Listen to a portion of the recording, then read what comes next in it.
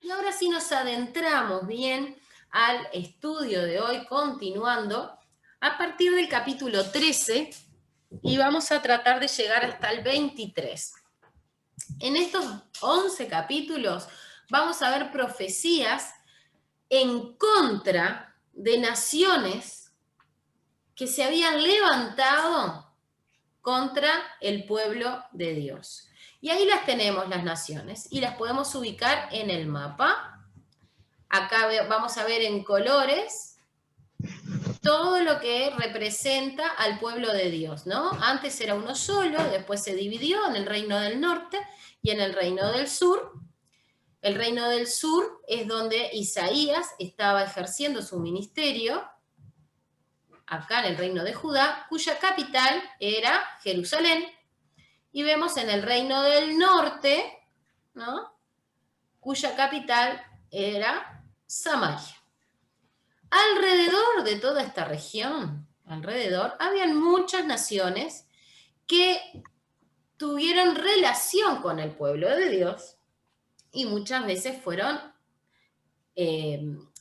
relaciones negativas, ¿no? Porque estas naciones se estaban levantando contra el pueblo de Dios. Y acá vamos a ir ubicándolos en el mapa para saber cuán lejos quedaba del territorio del pueblo de Dios. Y vemos acá a Siria, lo ven acá arriba, todavía continúa. Si tuviéramos más grande el mapa, veríamos que el imperio asirio abarca una región muy amplia en el mapa.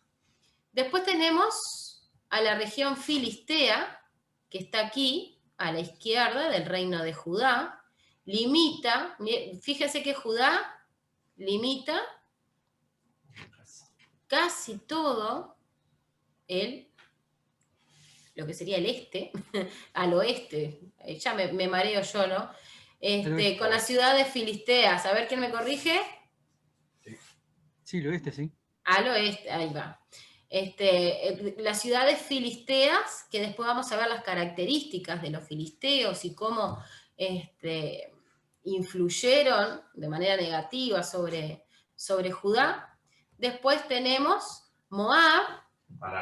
Ahí es importante un detalle que agregar, capaz que sí agregar, perdón, es que vieron ahora en Deuteronomio capítulo 21, estábamos conversando de ese tema en el devocional, que Dios decía nuevamente que tenían que destruir a los filisteos, a los amorreos y todos esos pueblos que estaban ahí, porque después todos esos son los que iban a hacer el problema para misma Israel. Dios se lo decía para el tema de la idolatría y todos los pecados que ellos tenían, para evitar que esto sucediera, lo que ahora acá se van a empezar a ver. Ahí está. Muy bien, y acá ubicamos a las ciudades filisteas entonces. Después, Moab, teníamos Moab acá. Tenemos a Edom, también con un reino bastante extenso. Arabia.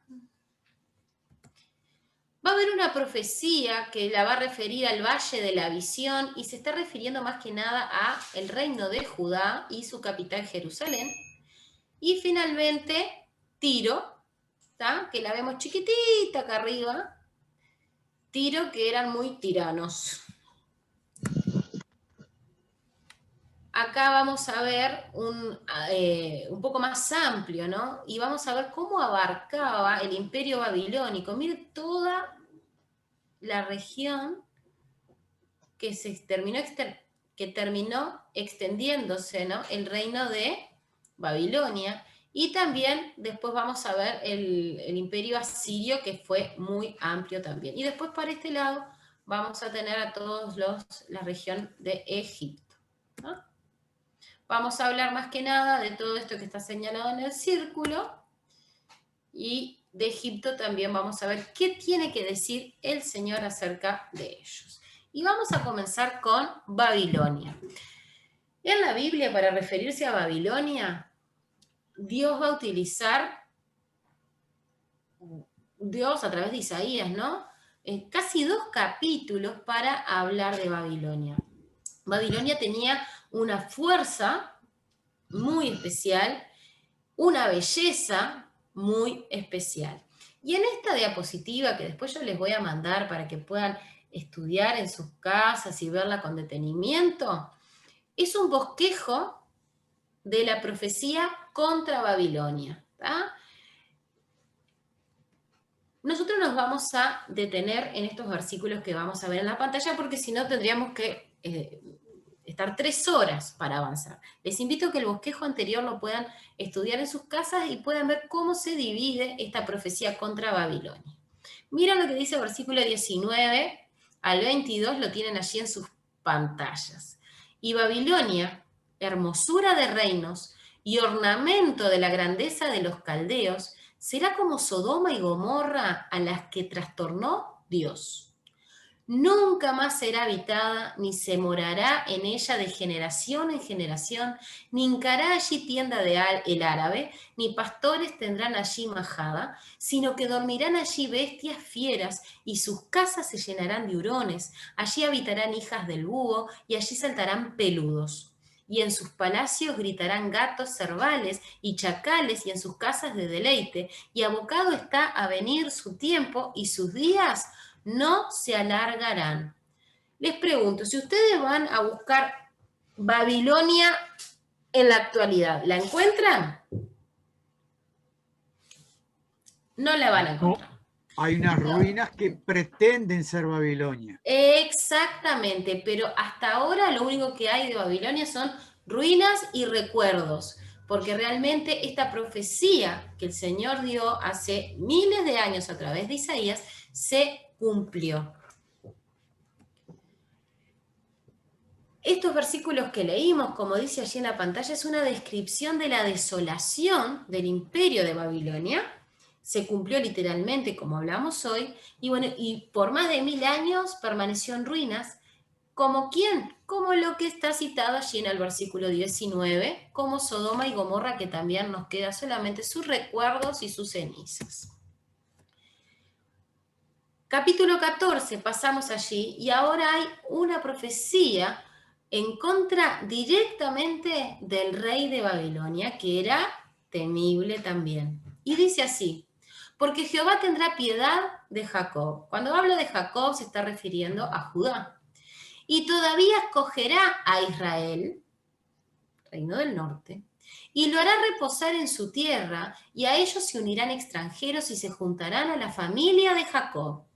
Y los tomarán los pueblos, y los traerán a su lugar, y la casa de Israel los poseerá por siervos y criadas en la tierra de Jehová, y cautivarán a los que los cautivaron, y señorearán sobre los que los oprimieron.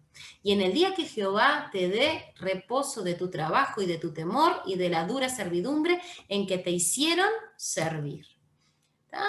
Acá, ¿qué es lo que es? Una palabra de esperanza para el pueblo de Dios. Es una predicción, un aviso, una profecía sobre la restauración de Israel. ¿Tá? Israel iba a ser, sí, oprimida por Babilonia, pero Dios estaba prometiendo que iba a haber una restauración para el pueblo de Israel y que las cosas se iban a revertir. Seguimos avanzando y nos vamos a detener en los versículos 12 al 15 del capítulo 14 y seguimos hablando de Babilonia. Y miren cómo dice acá: ¿cómo caíste del cielo, oh lucero, hijo de la mañana? Cortado fuiste por tierra, tú que debilitabas a las naciones. Tú que decías en tu corazón: subiré al cielo, en lo alto, junto a las estrellas de Dios, levantaré mi trono, y en el monte del testimonio me sentaré a los lados del norte. Sobre las alturas de las nubes subiré, y seré semejante al Altísimo. Mas tú derribado eres hasta el Seol, a los lados del abismo. ¿Qué es una de las cosas que el Señor aborrece, detesta y mira de lejos? Es la altivez de espíritu. Babilonia por mucho tiempo se sintió grande, se sintió fuerte, se sintió hermosa. Y miren lo que el Señor le está diciendo acá: ¿cómo caíste del cielo, estrellita? Y realmente esta predicción va mucho más allá de lo que se le quería decir directamente al rey de Babilonia. Era Babilonia había sido temible para la humanidad en aquel entonces por lo vasto de su imperio, por cómo habían oprimido no solamente a la nación de Israel, sino a muchas otras. Acá hay una relación con el gran opresor de la humanidad, pero a nivel espiritual, no a nivel del ejército, no a nivel de físico, ni de límites políticos. Acá hay una referencia a nivel espiritual, y es el gran opresor de la humanidad es el propio Satanás. Y hay acá una referencia, se está haciendo una similitud al rey de Babilonia con Satanás. Pasaron cerca de 200 años desde que se predijo la caída de Babilonia hasta su cumplimiento. Esto significa que Babilonia tuvo su tiempo de gloria, pero en el medio del tiempo de gloria, en pleno clímax de éxito, Isaías estaba hablando, Dios estaba hablando a través de Isaías diciendo, esta estrella que está por allá arriba se va a caer y va a ser humillada y su cabeza va a ser pisada. De la misma manera que el opresor de la humanidad, el conocido Satanás, va a ser humillado también. ¿Alguna pregunta o algo que quieran aportar aquí sobre Babilonia? Bien. Seguimos avanzando entonces. Ahora vamos a estudiar la profecía contra Asiria. Recordemos que Asiria había hecho alianza con Judá, y recordemos que Asiria también tuvo su periodo de auge, su periodo de éxito, y que había extendido su poderío y había avanzado en la región en cuanto a su extensión geográfica. El imperio asirio llegó a ser muy grande. Y mirá lo que le dice el Señor a Asiria a través del profeta Isaías. Vamos al capítulo 14, versículos 24 al 27, y dice así: Jehová de los ejércitos juró diciendo, ciertamente se hará de la manera que lo he pensado, y será confirmado como lo he determinado, que quebrantaré al asirio en mi tierra, y en mis montes lo hollaré, y su yugo será apartado de ellos, y su carga será quitada de su hombro. Este es el consejo que está acordado sobre toda la tierra, y está la mano extendida en realidad sobre todas las naciones, porque Jehová de los ejércitos lo ha determinado. ¿Y quién lo impedirá? Y su mano extendida, ¿quién la hará retroceder? Es curioso ver cómo Dios en su momento utiliza Siria para proteger a Judá, pero también después hace una advertencia contra ellos y diciéndole, te las vas a ver por haber oprimido a mi pueblo, porque en principio Asiria iba a ayudar a Jerusalén, pero después iba a ser usada por Dios también para zarandear a Judá. Y después de eso Dios iba a darle un escarmiento a Asiria también. Esta predicción, que está en los versículos 24 al 27, está avisando, anunciando con anterioridad la ruina, la destrucción de Asiria. ¿Cuándo se efectuó? ¿Cuándo se cumplió esta profecía? Fue en el año 612 a.C., cuando Nínive era la capital de Asiria. Bueno, Nínive cayó, Nínive fue destruida en el año 612 a.C. Así que fue casi unos 100 años después, porque Isaías, recordemos que estaba predicando entre el 740 y 700 antes de Cristo, y la caída de Nínive ocurrió en el 612 antes de Cristo, unos 100 años aproximadamente después de la profecía de Isaías, se cumplió la palabra del Señor. En un momento, Asiria fue la principal amenaza de Asia Occidental, y lo fue literalmente. Extendió su reino, su imperio de manera exponencial, hasta que, como que todo lo que sube, baja también hasta que el Señor permitió la caída y la derrota de Nínive también. Filistea, la nación filistea. Capítulo 14, versículos 28 al 32. Hay una profecía en contra de Filistea y dice así. En el año que murió el rey Acaz fue esta profecía. No te alegres tú, Filistea toda, por haberse quebrado la vara del que te hería, porque de la raíz de la culebra saldrá áspid y su fruto serpiente voladora. Y los primogénitos de los pobres serán apacentados, y los menesterosos se acostarán confiados, mas yo haré morir de hambre tu raíz y destruiré lo que de ti quedare. Aúlla, oh puerta, clama, oh ciudad, disuelta estás toda tu Filistea, porque humo vendrá del norte, no quedará uno solo en sus asambleas.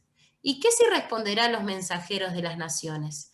Que Jehová fundó a Sión y que a ella se acogerán los afligidos de su pueblo. La nación filistea era un enemigo hereditario de Judá. Eran enemigos desde siempre, recordemos yo pienso en filisteos y saben de quién me acuerdo de Sansón. No sé si a ustedes les pasa, pero hubo muchos otros conflictos más que tenían que ver con los filisteos. ¿Qué problema tenían los filisteos? Eran que era una nación idólatra.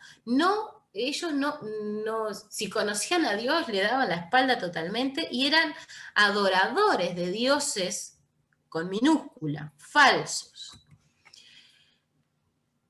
Su gozo prematuro, dice esta profecía, esa alegría de verse libre de las manos del opresor, que era Siria en el momento, se iba a acabar, porque finalmente un enemigo peor del que habían conocido les iba a venir contra ellos, y después de ese le iba a venir otro, y después otro. Vieron que acá hablan los versículos 28 y en el 29, más que nada, empieza a hablar de una culebra, después habla de una serpiente voladora, y después habla de algo peor. ¿Qué es lo que quería decir? Es que no te alegres en esta paz momentánea, porque ahora te va a venir alguien peor, y cuando se muera ese va a venir alguien peor, y cuando se muera ese otro enemigo va a venir alguien peor. El versículo 32 afirma que los más pobres del pueblo de Dios hallarían sustento y protección. Bueno, esa es la promesa final, pero me quiero detener en lo de la serpiente voladora. Habla de una serpiente, de una culebra y la serpiente voladora. Esto tiene un significado simbólico, y es que la serpiente se refería a Tiglat. ¿Se acuerda quién era Tiglat? Era el rey de Asiria que se había aliado con el rey Acaz. Había muerto Acaz. ¿Se acuerdan? Acá menciona Acaz, el rey de Judá, que había hecho alianza con Tiglat.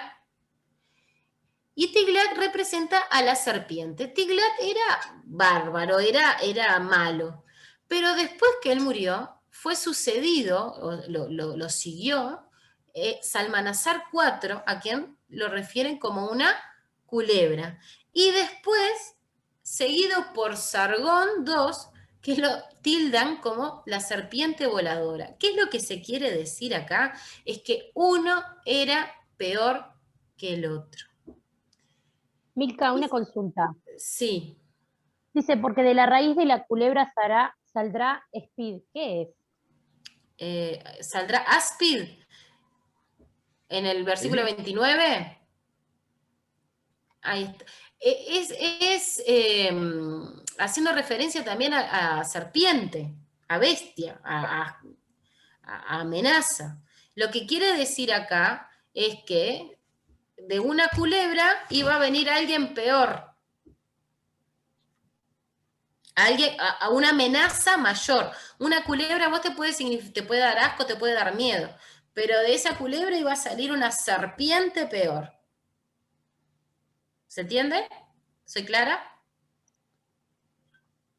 Sí. Bien.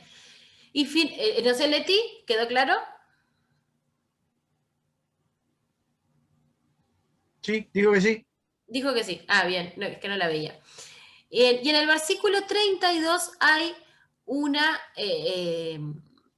profecía de protección, sustento y protección. Afirma que los más pobres del pueblo de Dios iban a hallar esa protección que iban a necesitar. Moab. Seguimos avanzando y hay 2 capítulos que nos van a hablar de Moab. Acá les voy a dejar también un bosquejo de estos 2 capítulos. Hay primero una gran lamentación de los moabitas y del propio profeta por ellos, y después vamos a ver por qué. ¿Por qué se lamenta por una nación extranjera? Lo vamos a ver. Habla sobre las grandes calamidades que había de ocasionar esta tristeza o lamentación. Hay un consejo del profeta hacia los moabitas, le da 2 consejos: que se reformen, que cambien y además que sean bondadosos con el pueblo de Dios. Y finalmente, en el capítulo 16, versículos 6 al 14, se predice la devastación de Moab, ¿tá?, en 3 años, porque no escucharon los consejos. Ahora, ¿por qué hay una atención especial sobre Moab? Y tenemos que ver la historia de ellos. Los moabitas eran descendientes de Lot, el sobrino de Abraham. ¿Se acuerdan la historia de Abraham y Lot? O sea que, Sí. bien, Lot era hebreo también, ¿tá? En algún momento salió con Abraham, aquella vez cuando, recordemos la parte de la historia, cuando Abraham salió sin saber a dónde iba.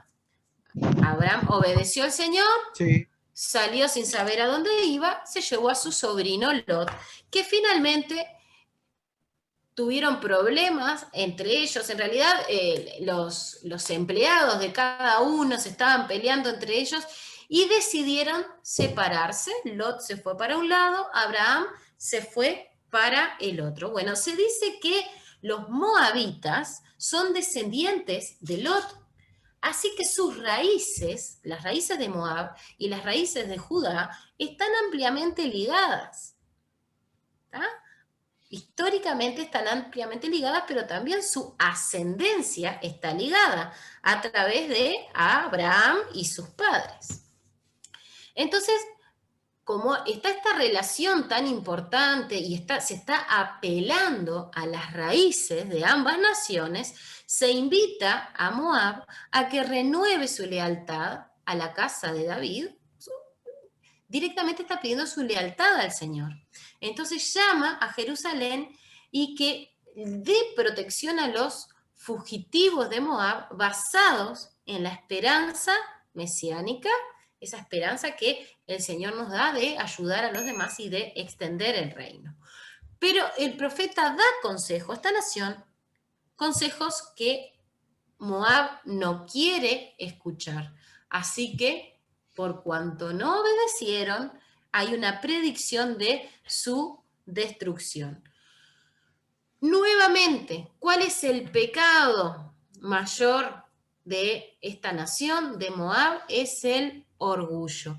Y hay uno de los profetas menores que también hace referencia a Moab, y es por su gran orgullo que no supieron superar, no supieron quebrar para acercarse al Señor. Así que el orgullo es problema ayer, es problema hoy y será un problema mañana. Que el Señor nos guarde de esto, que del orgullo, de la soberbia, de la altivez de espíritu, porque estas cosas no agradan al Señor y no permiten que nos acerquemos al Señor.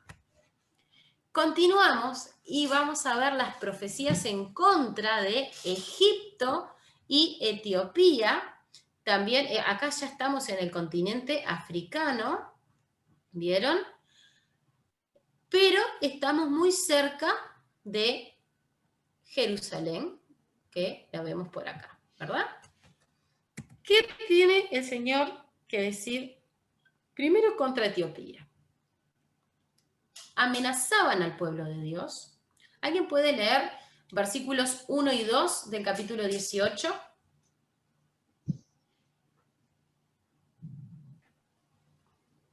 ¿Quién tiene allí? Ay del país. Yo tengo. Sí, a ver, sí, te escucho. Ay, Ay del país. ay de la tierra que hace sombra con las alas, que está tras los ríos de Etiopía, que envía mensajeros por el mar y en naves de junco sobre las aguas andad mensajeros veloces a la nación de elevada estatura y tez brillante, al pueblo temible desde su principio y después, gente fuerte y conquistadora, cuya tierra es surcada por ríos. Ellos eran una amenaza para el pueblo de Dios, porque también estaban fortalecidos. En los versículos 4 al 6 hay una referencia. Micaela, ¿te animas a leerlo? Porque así me ha dicho el Señor. Voy a mantenerme quieto, pero desde mi mansión estoy observando, como el sol brillante después de la lluvia, como una nube de rocío en el calor del verano. Pero antes de la siega, cuando caiga la flor, el grano esté maduro y el fruto esté en su punto, él cortará las ramas y podará las ramitas. Entonces todos serán dejados para comida de las aves silvestres y de las bestias salvajes. Sobre ellos pasarán las aves del verano e invernarán todas las bestias salvajes. Bien. Perdona, termina. Hasta el 6, sí, perdóname, terminalo. Ese pueblo de gran estatura y de piel brillante, ese pueblo siempre temible, fuerte y conquistador, cuya tierra es surcada por los ríos, traerá ofrenda al Señor de los ejércitos. La traerá hasta el monte Sion, hasta el santuario del nombre del Señor de los ejércitos. No me acuerdo hasta qué. Hasta el 6. Bien. Vieron que Isaías utiliza un lenguaje un poco poético, con muchas comparaciones, que en una simple lectura, quien no maneja los usos y costumbres del momento, no es tan fácil de entender. ¿Qué es lo que quiere decir acá el Señor? Es que aun cuando parece que Dios está lejos, que aparentemente el Señor está desentendido de lo que está ocurriendo, de lo malo que está ocurriendo o pasando el pueblo, está queriendo decir el Señor que el Señor va a aparecer a su tiempo en escena y se iba a poner en contra de los enemigos de Israel. El Señor iba a intervenir con los enemigos de Israel. ¿Tá? Y a mí me llama la atención esto, y a modo personal, vieron que cuando uno estudia la Biblia siempre tiene que pensar y traer qué tiene que ver conmigo, qué puedo aprender yo. Entonces, personalmente puedo decir esto, que cuántas veces nos parece que estamos en situaciones que nos sentimos solos, que parece que el Señor se olvidó de nosotros, de que a veces decimos como que aparentemente a los malos le va mejor que a nosotros. Tengamos mucho cuidado de esos momentos. Y más que nada prestemos atención de lo que el Señor está haciendo o queriendo hacer, aunque no lo entendamos en el momento, pero pidamos sabiduría y que el Señor nos enseñe cuál es el propósito de cada situación. El propósito lo va a demostrar el Señor. Lo que quiero enfatizar acá es que el Señor no nos abandona, jamás nos abandona el Señor. Si estamos lejos de Él es porque no fuimos nosotros, no porque Él nos haya abandonado, y que aunque aparentemente haya un silencio del Señor, allí el Señor está obrando. Lo que nunca tenemos que perder de vista es que nuestra intención, nuestro deseo en todo momento tiene que ser estar cerca del Señor. Y que cuanto mayor silencio nos parezca escuchar de parte de Dios, más tenemos que buscarle nosotros y prestar oído. Muchas veces dijo el Señor también a través de otros profetas estén quietos y vean que yo soy Dios. Aún en los silencios del Señor, nosotros tenemos que esperar y confiar en Él y depender de Él. ¿Sí? Finalmente, en el versículo 7 del capítulo 18, hay una profecía que se va a cumplir en el reino milenario. Nos estamos refiriendo ya a una profecía muy a futuro. ¿Quién lo puede leer con voz clara y audible? Versículo 7, 18:7. Vamos, Leticia. En aquel tiempo será traída ofrenda a Jehová de los ejércitos, del pueblo de elevada estatura y tez brillante, del pueblo temible desde su principio y después, gente fuerte y conquistadora, cuya tierra es surcada por ríos, al lugar del nombre de Jehová de los ejércitos, al monte de Sión. Ahí está. Esta profecía, ¿cuándo se va a cumplir? En el milenio. Todas estas naciones que estaban tan en contra de Dios, que tanto hicieron sufrir al pueblo del Señor, finalmente iban a traer ofrenda a Jehová de los ejércitos y van a poder entender quién es el verdadero Dios. Y continuamos y vemos allí la profecía contra Egipto, también es bastante amplia.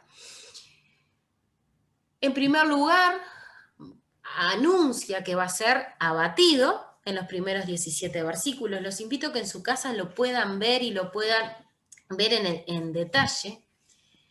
Y en los versículos 18 al 25, el profeta contempla cómo Egipto y los asirios, igual que Etiopía, ¿no?, iban a temer y también a servir al Dios verdadero durante el reino milenario del Mesías. O sea que nuevamente va a aparecer aquí una profecía que se cumplirá en el reinado del Mesías en el milenio. Y es que todas estas naciones van a terminar adorando al Dios con mayúscula, al Dios de los ejércitos.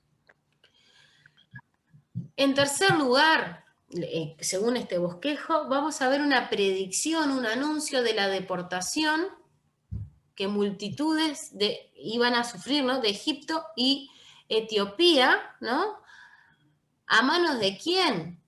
Del rey de Asiria, que recordemos que iba a ser muy malvado y que se estaban extendiendo geográficamente. Y acá el profeta ya lo está anunciando. Hay una señal simbólica, hay una explicación de esa señal, y también habla en el capítulo 20, versículo 6, del buen uso que el pueblo de Dios hizo de eso al aprender a no confiar jamás en el brazo de carne a fin de no caer en el engaño.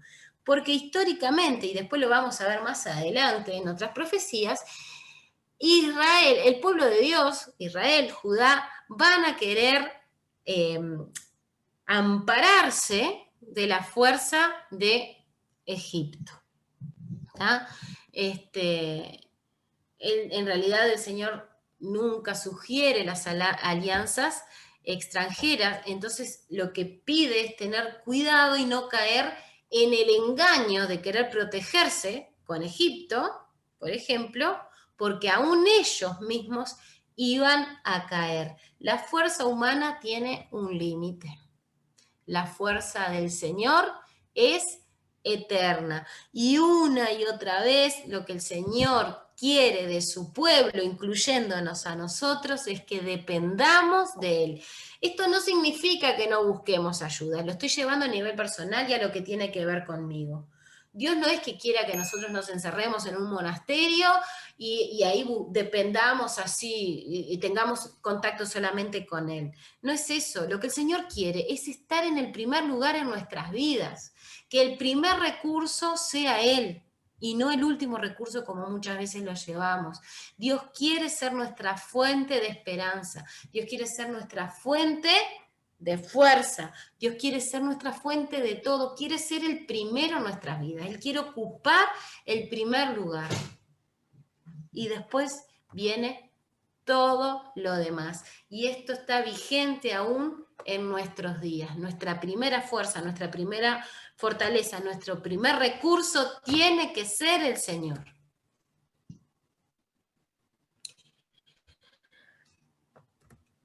Y continúa aquí la profecía y el mismo profeta va a tener una ilustración personal, va a tener que ilustrar durante un tiempo y ahora lo vamos a ver.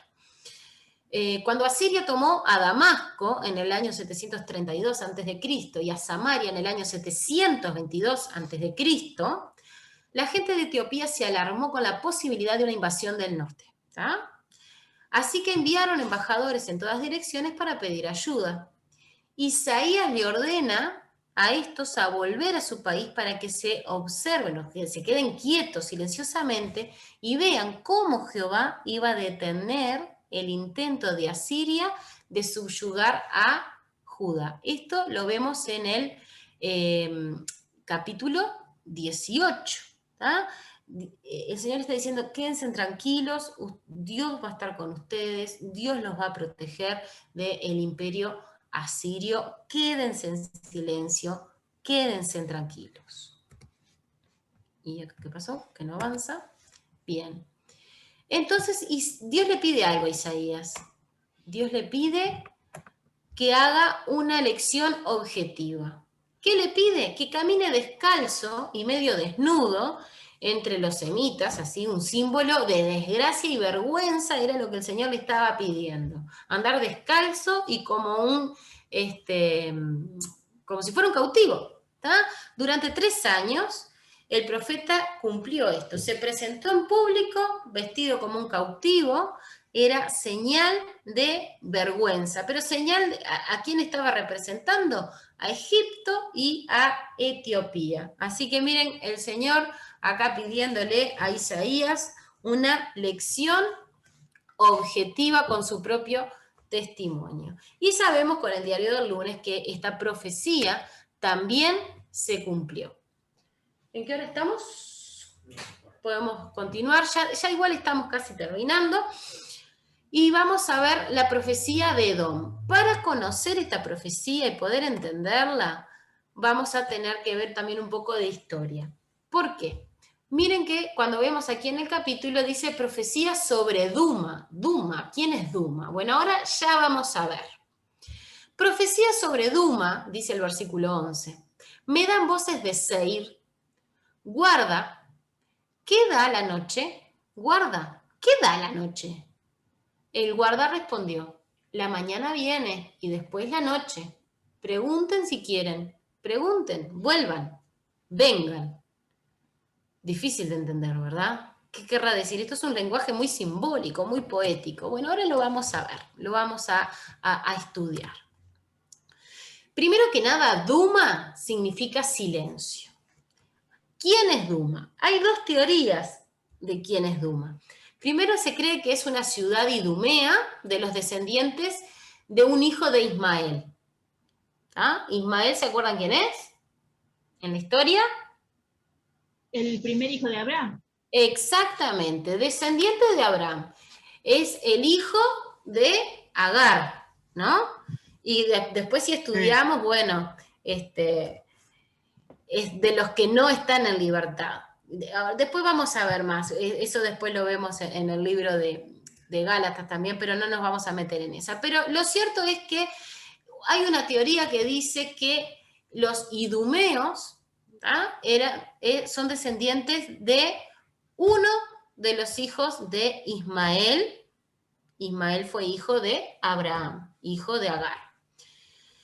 Y la segunda teoría dice que Edom, en el antiguo Egipto, se conocía como Aduma. ¿Va? Así que puede ser allí esas 2 teorías. Se dice que estos versículos que acabamos de leer tienen una connotación evangelística o una apelación evangelística. Y vieron que hay una pregunta que se hace 2 veces en el versículo 11. Guarda, ¿qué da la noche? Guarda, ¿qué de la noche? Bueno, la repetición de esta pregunta, que para poder entenderla mejor podría traducirse con esta connotación evangelística que hablamos, podía traducirse en ¿cuánto falta para que llegue la redención? ¿Tá? Y al repetirlo 2 veces, demuestra una urgencia, una necesidad o un temor. ¿Qué de la noche? ¿Qué de la noche? ¿No? Cuando uno lo repite ya con preocupación. Por otro lado, la mañana simboliza la liberación, la paz y el consuelo. Por el otro lado, la noche simboliza inseguridad, opresión y calamidad. Todo lo contrario a lo anterior. Bueno, en el versículo 12 vamos a entender el significado viéndolo así. Está por venir un cambio, pero es dudoso que traiga cambios permanentes. ¿Ah? Ellos sabían que iban a sufrir algo, iba a venir un cambio que no iba a ser permanente. Pero sí había una necesidad de cambio, ¿no? Una preocupación que pedía esa redención a la que hace referencia el versículo 11. ¿Ah? Yo sé que es medio complicado de entender y como siempre les digo, cuando uno quiere entender un pasaje tan complejo, necesita ir a los libros de usos y costumbres, necesita conocer la historia del país que se está haciendo referencia, la situación social, la situación religiosa, para poder entender esto. Acá Edom estaba sufriendo una urgencia. Edom, si lo vemos, iba a ser como Moab, sus raíces estaban muy ligadas a Abraham, ¿no? Bueno, ellos acá están mostrando una necesidad de redención, que más adelante lo vamos a poder saber que en un futuro milenario también van a tener la oportunidad de adorar al Señor y de volverse al Señor. Y vamos con Arabia, ahora otra nación a la cual hace referencia, y hay una profecía en contra de ellos, está en el capítulo 21, versículos 13 al 17, profecía sobre Arabia o en contra de Arabia, y dice así: en el bosque pasaréis la noche en Arabia, oh caminantes de Dedán. Salgan a encontrar al sediento, llévenle agua, moradores de tierra de Tema, socorran con pan al que huye.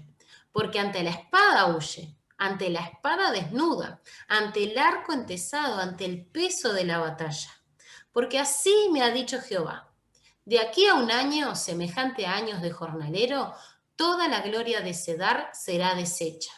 Y los sobrevivientes del número de los valientes flecheros, hijos de Cedar, serán reducidos, porque Jehová, Dios de Israel, lo ha dicho.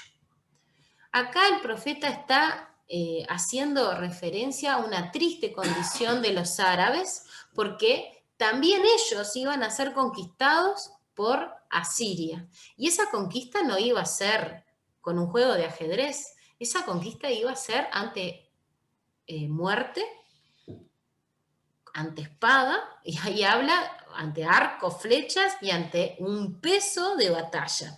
No la iban a pasar bien los árabes. Asiria iba a ser muy temeraria contra ellos. Si queremos conocer un poco más de Arabia, era un extenso país al oriente y al sur de Canaán, o sea que vieron que acá limita también con Judea. Vieron que hace referencia a Dedán. Bueno, Dedán también era hijo de Abraham, y esta referencia la encontramos en Génesis capítulo 25:3. Vieron que estaban todos medios hermanados, ¿no? Todos como que emparentados, dice acá Ronnie.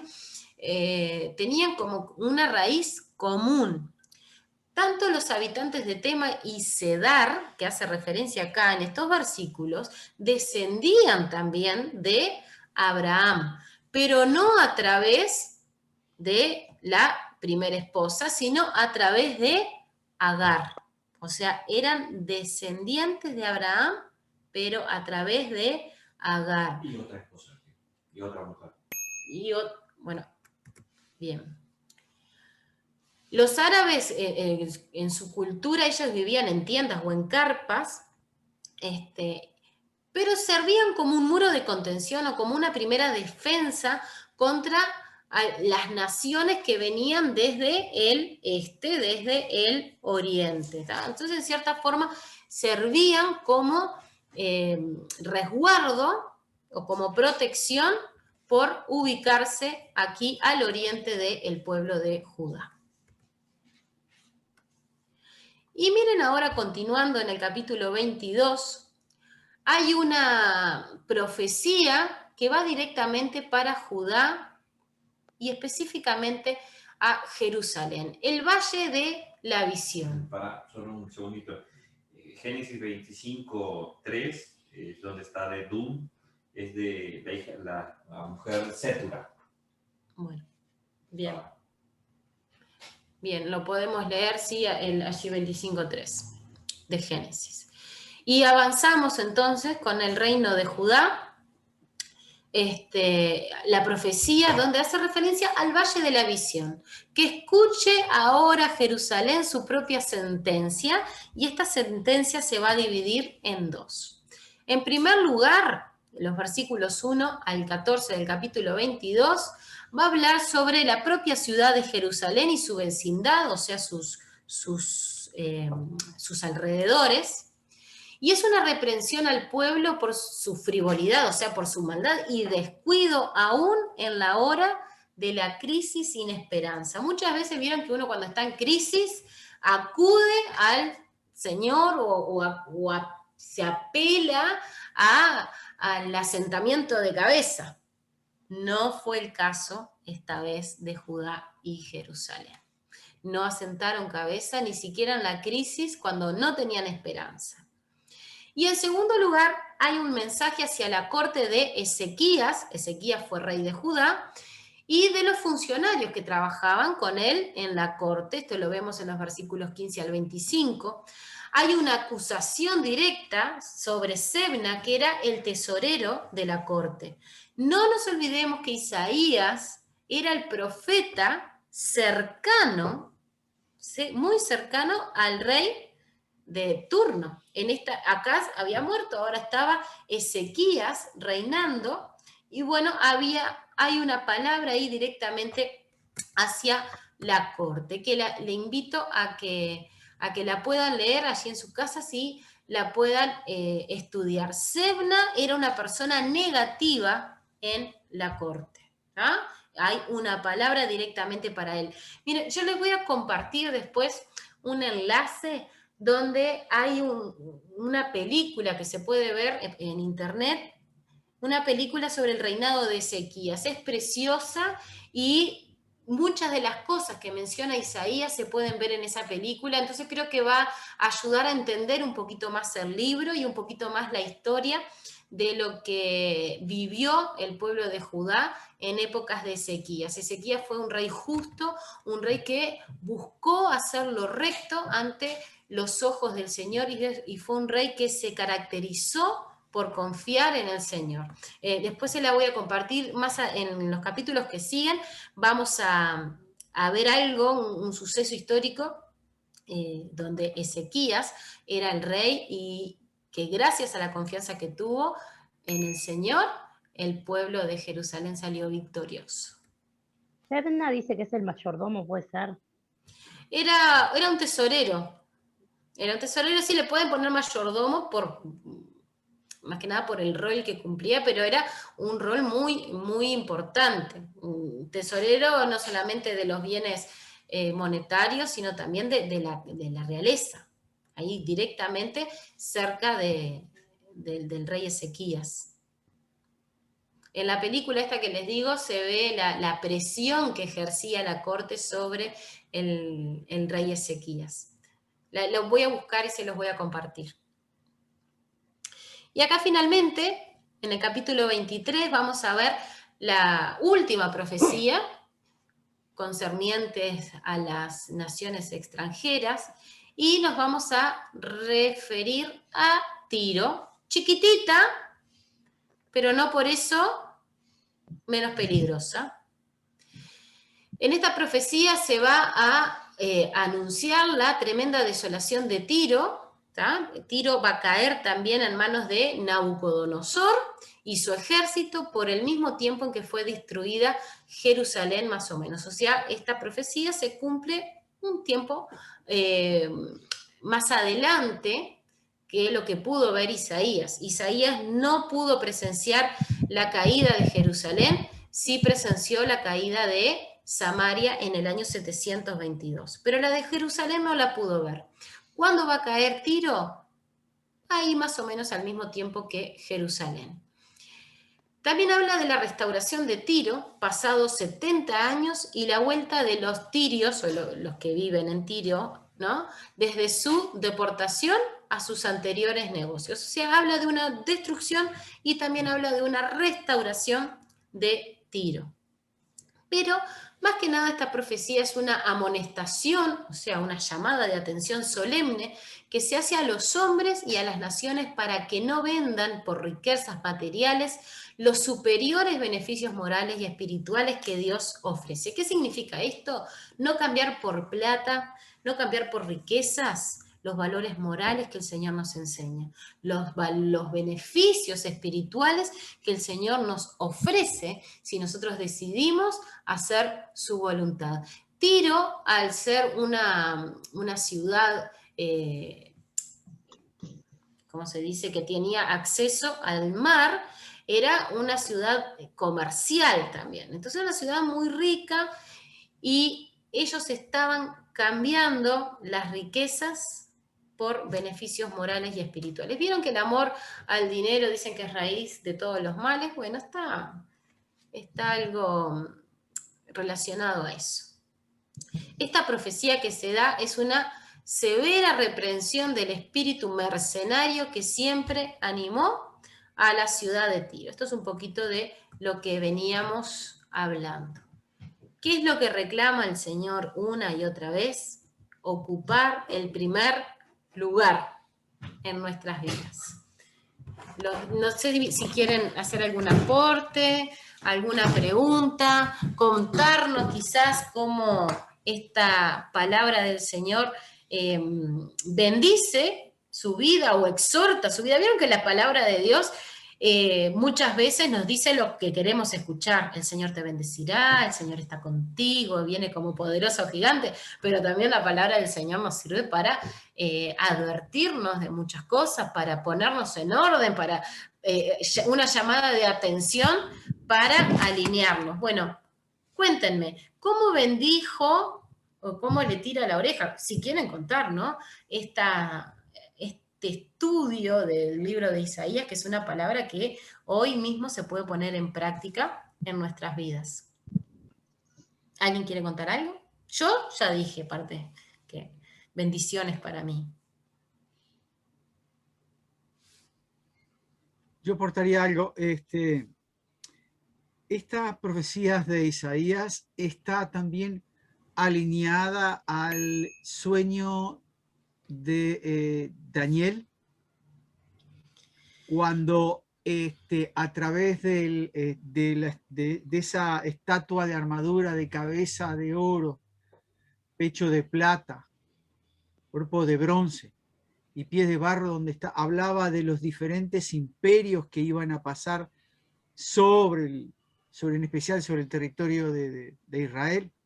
Bueno, sabes que sí, y de hecho después cuando estudiemos, tengamos la oportunidad de estudiar Daniel, vamos a ver que Daniel fue el profeta que predicó en Babilonia. Fue un profeta que estaba cautivo y que él estuvo hablando directamente en la corte del rey, pero de Babilonia. Estaba del otro lado, vamos a decir, claro, así. Es interesante ver cómo Dios, en ese tiempo de cautiverio del pueblo de Israel, tuvo un profeta que hablaba a la corte de Judá, un profeta que hablaba a la gente del pueblo de Judá, pero a la gente común y corriente, un profeta que habló a los cautivos de Judá, pero que estaban siendo como esclavos, y tenía un profeta que estaba hablando en la corte del rey, pero de Babilonia, y ese era Daniel. Entonces sí, claro que está relacionado. Y si nosotros vemos todo el mensaje de las profecías, que esto lo vamos a ver cuando logremos estudiar los 5 profetas mayores, que es donde están más que nada este tiempo de cautiverio del pueblo de Dios, es riquísimo las enseñanzas del Señor. Hay que decir, por ejemplo, un tema sobre, cuando hablamos del cautiverio, siempre decimos, alguien cautivo es alguien que está apresado, alguien que está sujetado, vamos a decir, entre comillas. En realidad, el pueblo de Israel no estaba ni apresado, ni sujetado, ni nada. ¿Saben cuál era la intención de Nabucodonosor al llevarlos cautivos? Era quitar a su Dios de sus corazones. Era quitarles totalmente, desarraigarlos, vamos a decir así, para apartarlos de tal manera que ellos olvidaran a Dios. Y eso es lo que hace el mundo. Su dependencia al Señor. Exactamente, exactamente. Y eso es lo que hace el mundo, vamos a decir así, o lo que Satanás quiere hacer en nuestras vidas, es desarraigarnos, quitarnos el pensamiento. Dice la Biblia que Él ha escrito las leyes sus leyes están escritas en nuestros corazones. Pero cuando nosotros nos inmiscuimos en el mundo y nos vamos deslizando hasta el punto que nos acostumbramos. Es más, miren, una de las cosas que hoy por hoy debemos orar y tenemos que tener muy presentes es que mucha gente se está enfriando de la iglesia, de poder tener esa convivencia por toda esta situación, se entiende obviamente, pero ¿por qué? Porque al final, a lo largo, vamos a decir, el mundo va captando la atención. Yo conocí casos, por ejemplo, gente que puedo decir así, hijos de pastores, por ejemplo, que estuvieron en la iglesia y todo ese tema, y lamentablemente después el mundo los atrajo y o sea, se desarraigaron totalmente y su corazón se volvió hacia el mundo. Entonces, ese tema es muy importante y el cautiverio no muchas veces se tiene que ver como algo de decir, ay, estaban castigados. No, ellos estaban ahí, no, los tenían ahí en Babilonia, pero ellos disfrutaban muchas cosas, por ejemplo. Ahora, otro punto que quizás yo me vino a mi corazón y quería, cuando lo escuchaba de Milka, de esto, no me quiero olvidar, por ejemplo, de dos cosas. La primera de ellas, cuando ellos, el territorio fue dividido en dos, el territorio del norte cayó primero porque su pecado era mayor. Su pecado era a tal punto que Dios tenía que tratar con ellos. Tenía que tratar. ¿Y saben qué pasó con el territorio de Judá? Que esto lo vamos a ir viendo después, pero quiero irlo adelantando y lo siento en mi corazón, en que en Judá había un remanente, había un poquito de gente.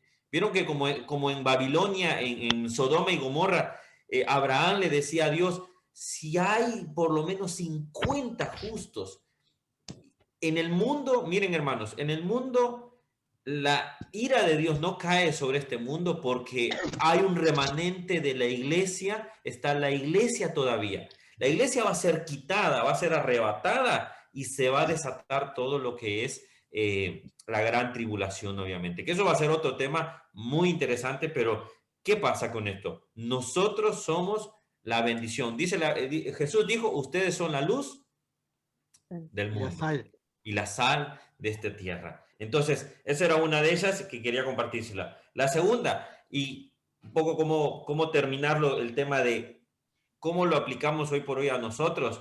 La palabra que hemos estado escuchando mucho en este momento es cautivo, cautiverio, y fueron cautivos, y esto y lo otro. Bueno, ese tema es que hoy por hoy mucha gente vivimos en cautiverio del pecado. Vivimos en un cautiverio de estar apresados de una manera en deleites. Porque también, vamos a decir, hay gente que dice, bueno, yo viví en una forma y lo disfruté, pero su final es de perdición. Porque el pecado, lamentablemente, vamos a decir así, te hace disfrutar, digo, deleites, te hace disfrutar lo que es en el tema, por ejemplo, de la avaricia, por ejemplo, te hace disfrutar. Ahora, al final uno termina cautivo, uno termina apresado de eso. Y solo vino a mi corazón, y quiero terminarlo con esto, donde dice Lucas capítulo 18, el Espíritu del Señor está sobre mí, por cuanto me ha ungido para dar buenas nuevas a los pobres, me ha enviado a sanar a los quebrantados de corazón, a pregonar libertad a los cautivos. Y esta palabra fue dada por medio de Dios, por medio de Isaías. ¿Qué tenemos que aprender, hermanos? Satanás nos quiere poner en cautiverio. Satanás quiere tenernos abajo de sus pies, pero Dios quiere restaurar nuestras vidas. Y cuando vemos, por ejemplo, el pueblo de Israel, ¿cómo llegaron al cautiverio? Por desobediencia, por pecado, hermanos. Llamémosle tal cual hacía las cosas, por pecado. La gente o las familias hoy por hoy están destruidas, están quebrantadas por pecado. Y si eso no lo cambiamos en nuestra familia, y si eso no lo cambio en mí, entonces simple y sencillamente caeremos en un cautiverio que podremos disfrutarlo quizás por un tiempo, pero al final terminamos, su final es de muerte, dice la Biblia. Entonces, hermanos, es muy importante esto que está. No lo tome todo como unos datos y toda información, sino que cuando vemos esto decimos, Israel, ¿por qué cayó en eso? Por su pecado. Y ahí es donde nosotros debemos aprender, hermanos. Debemos tener mucha atención. Creo que es momento que oremos, le pidamos al Señor, Señor, si tengo algún pecado, Señor, examíname, Señor.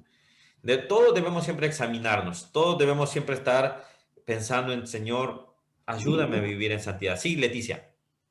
Habla del cautiverio espiritual, ¿verdad? También. También. Sí, sí. Ah, Ella, la profecía de Isaías está haciendo referencia a algo que estaba ocurriendo en el país, pero está escrita en la Biblia porque también tiene una aplicación espiritual para mi vida. Uh-huh. Y esa palabra está vigente también para mí. ¿Es Mario. así? Hola, buenas noches. Yo escuché Buenas porque noches. estoy mal de la... El tema ese que tú hablaste de que el cautivo, nosotros a veces somos... hay teléfono, escúcheme, nos metemos en el propio cautiverio. Hay un problema que me parece a mí que tiene que ser discutido muy profundamente. Cuando tú hablabas que hay hijos de pastores que han dejado a la iglesia, hay pastores que han abandonado. ¿Y cuál es eso? ¿Por qué? Yo me parece que yo creo estar acercado. ¿Por qué?